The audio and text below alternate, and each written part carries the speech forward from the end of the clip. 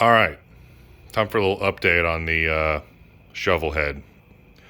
This will actually be, I think, the first video on the Shovelhead for that matter. We have been dealing with a lot of issues on this bike to get it to run right.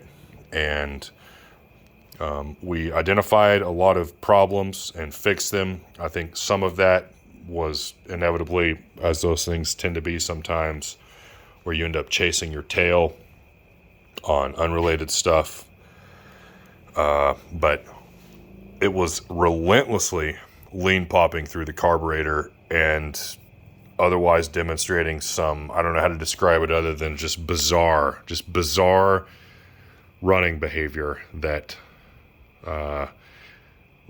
you would think would lead you to one problem, and then when you would investigate it with the proper troubleshooting steps, well, everything checked out fine. Did a compression check, it was fine. Did a leak down test, it was fine. Passed with flying colors even. Now granted, we did it cold, but still.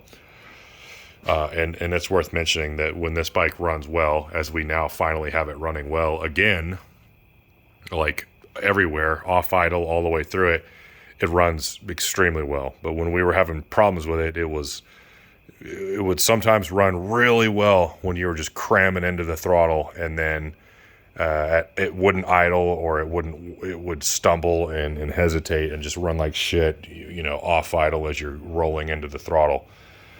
So what we found was several things. One, the push rods. One of the push rods was bent. I don't know if this will show up on camera. Not really. It's bent.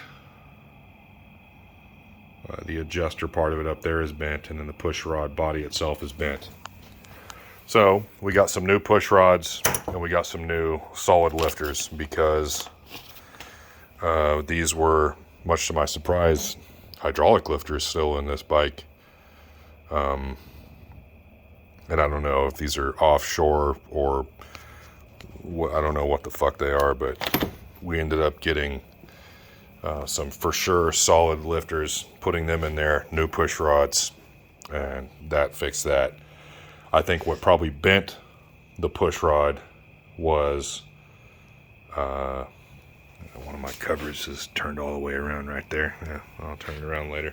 I think what probably bent the push rod was we had discovered one of the two rocker boxes, I can't remember which, did not have the 8 to 10 thousandths or so of clearance free play in the rocker shaft. And my theory is that as this thing heated up and everything expanded, that caused some binding there, and then as everything else was rolling around, probably bent that push rod. So we fixed that. We figured out that the key switch, which was on here, this is a new one, was the source of a massive voltage drop. Just the nature of these cheap offshore, garbage parts that you're kind of forced to run in a lot of these cases, because there just isn't a whole lot else to choose from. But we for sure figured out the old key switch was causing a massive voltage drop, and that killed what was a 1 month old battery. And these power source batteries only have like a 3-month warranty anyways. But I think that the key switch, the faulty one that was on here, in the massive voltage drop situation that it was causing, probably prematurely fried a battery at 1 month. So we fixed that.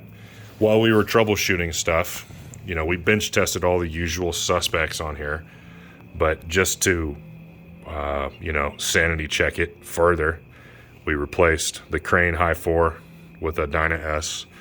We replaced the voltage regulator. We replaced the coil. Still kept all those parts, and we had these extras for troubleshooting purposes, just to keep some extras on hand or whatever, and none of that did anything. So we we ended up tearing the top end off. And what we found was whoever was in this motor last, and someone has been in here. This is definitely not the original top end. I mean, as old as it is, it's got Keith Black pistons in it, and there's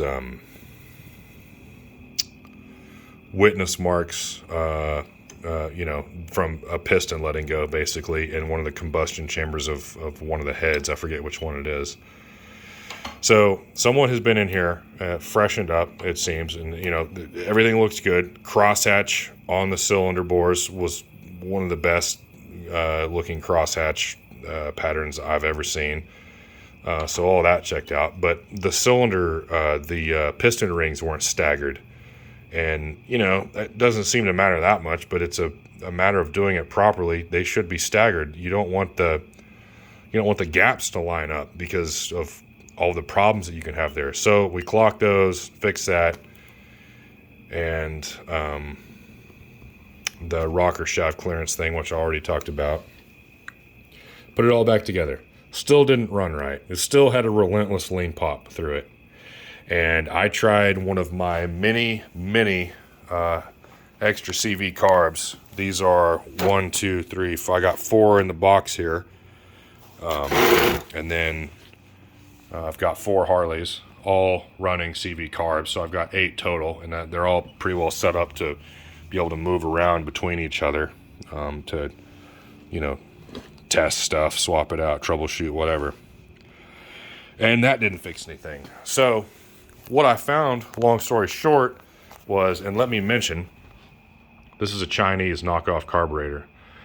I first tried a Chinese knockoff carburetor on the big twin flathead, reluctantly, I might add, because, you know, I mean, it's a crapshoot for quality sometimes on that stuff. But the source for original, genuine Harley Davidson specific kind CV40 carbs is becoming harder to find.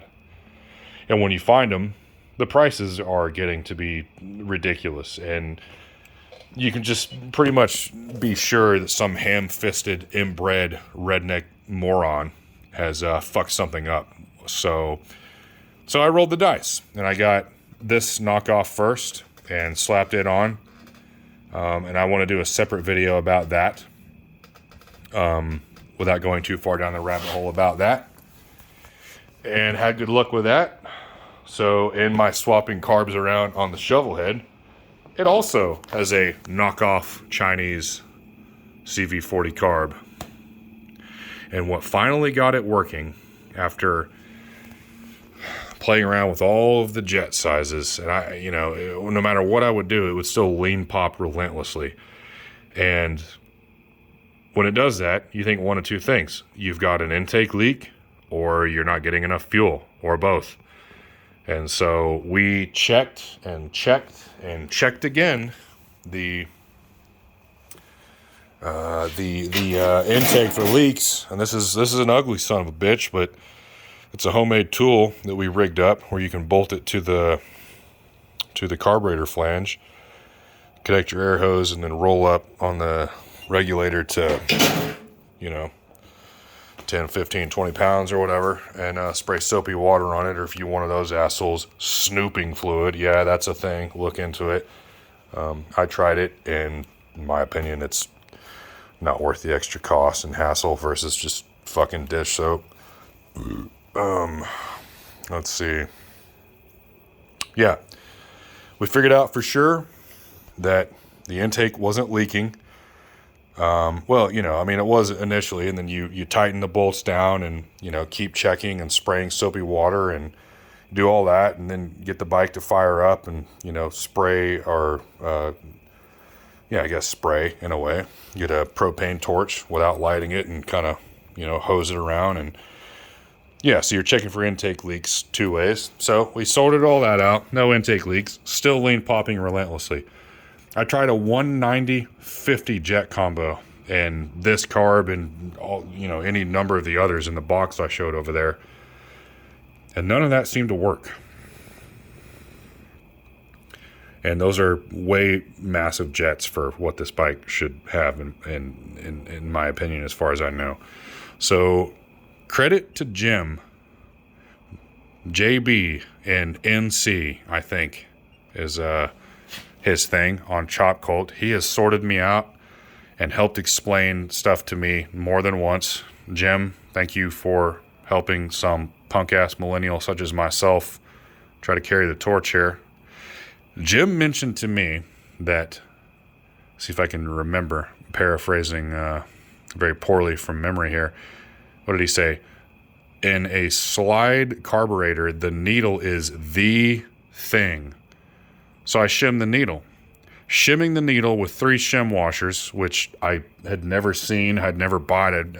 I ended up with some shim washers from one of these mini carbs I scavenged off of eBay. Throwing 3 shim washers under the needle fixed this thing from relentlessly lean popping. And that really kind of confuses me, because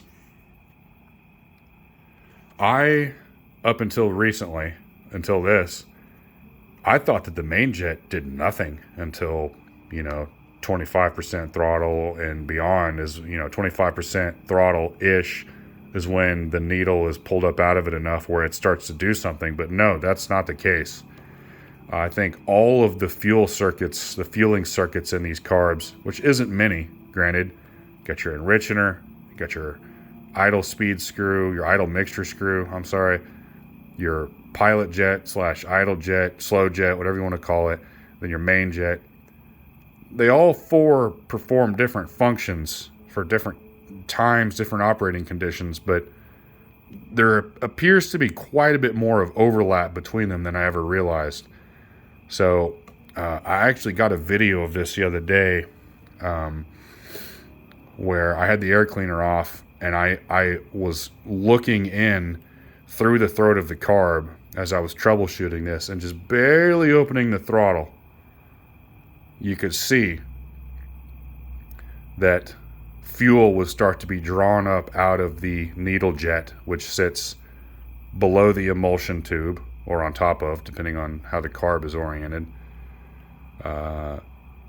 The emulsion tube, you got your main jet, your emulsion tube, and then the needle jet, and then the needle slides down in all of it. So anyways, thank you, Jim, for sorting me out yet again. Send me a PM of where I need to send the money for beer and hookers, because man, I really, really appreciate that, man. I really do. What kind of puzzles me, though, is why I have been able to mess around with, and these are just my bikes, 1, 2, and the Sporty is off frame right now. It's here though. Those 3, this one being the 4th of mine. Why have I only had to shim the needle on this one? I was able to dial the flathead, the panhead, and the Sporty in just with jet adjustments, and I realize, of course, that jets are like a coarse adjustment, and a needle is a fine adjustment. And then again, that's what they say. That's what you read, right? But again, with a 190/50 jet combo in here, this thing would foul plugs and yet still lean pop relentlessly. So I guess the lesson that I have learned here is that shimming the needle is something that needs to be considered sometimes. You should probably consider it all the time. Just keep it in the back of your mind and know that sometimes you got to do it, I guess. But anyways, this video is already way longer than I wanted it to be, but hopefully I've hit the high points here. So there you have it.